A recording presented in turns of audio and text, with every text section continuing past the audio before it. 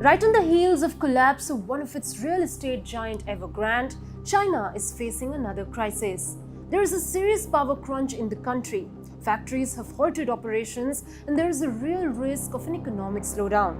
Experts estimate 44% of the industrial activity in China, which is the world's second largest economy, is impacted due to this power shortage.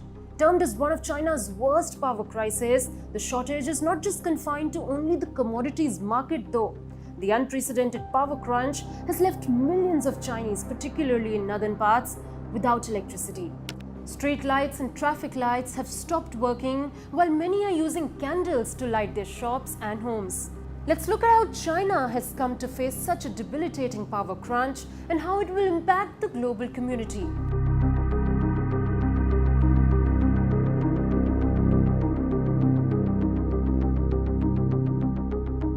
Among the most affected are a number of provinces and regions in northeast China, trading powerhouse Guangdong in the south and Zhejiang, which have been in the grip of power shortage for weeks now.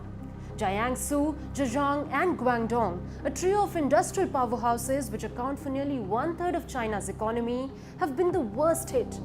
Widening power shortages in China have halted production at numerous factories. But what is the reason behind this power crunch and why did China fall upon a crisis of this kind?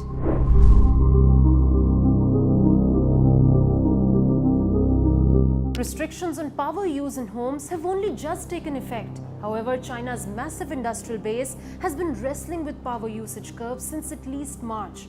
Many parts of the world are reopening after pandemic-induced lockdowns, greatly increasing operations at China's electricity-driven export factories. Since the demand for electricity has risen, the demand for coal has risen too. Higher demands have led to a surge in coal prices. New York Times has said that Chinese regulators have not let utilities raise rates enough to cover the rising cost of coal. So the utilities have been slow to operate their power plants for more hours. Because electricity demand has risen but the prices haven't, power plants are operating below full capacity and unwilling to lose money by increasing electricity generation. Two-thirds of China's electricity comes from burning coal, which China is trying to curb to address climate change. Chinese President Xi Jinping, while talking at a UN summit in 2020, promised that the country would reduce its carbon intensity, which is the emission of carbon dioxide per unit of GDP, by more than 65% by 2020. China is the world's top producer of CO2 and other pollutants, and Chinese efforts to reduce greenhouse emissions is an important step in tackling climate change. China promised to slash energy intensity by 3% in 2021 in order to live up to its environmental vows. The stricter emission standards have thus driven the power shortages. Since only 10 out of 30 regions managed to achieve their energy goals in the first half of the year, authorities have stepped up the implementation of emission curbs. A point to note, however, is that the reasons for power shortages in the south of China are different from the north. Southern China is running low on hydropower, whereas the north is suffering from increase in coal prices. During the same time, the opening of economies caused a spike in industrial energy demand, leading to power shortage. The global supply chains, which are still reeling from last year's pandemic lockdowns, will certainly have to bear the brunt of the power crunch as well. The impact on industries is broad and includes power-intensive sectors like aluminium smelting, steel making, cement manufacturing, and fertilizer production.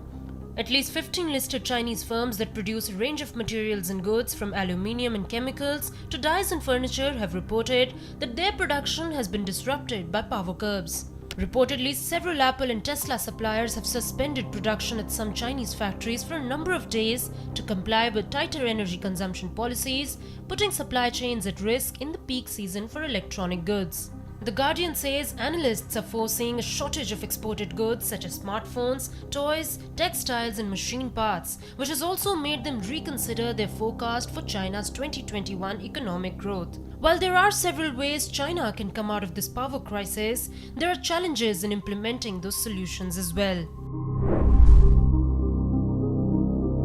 Coal imports could have been a solution since China has been a major importer.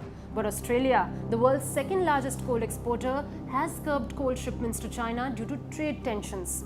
Finding new sources of coal imports seems challenging too.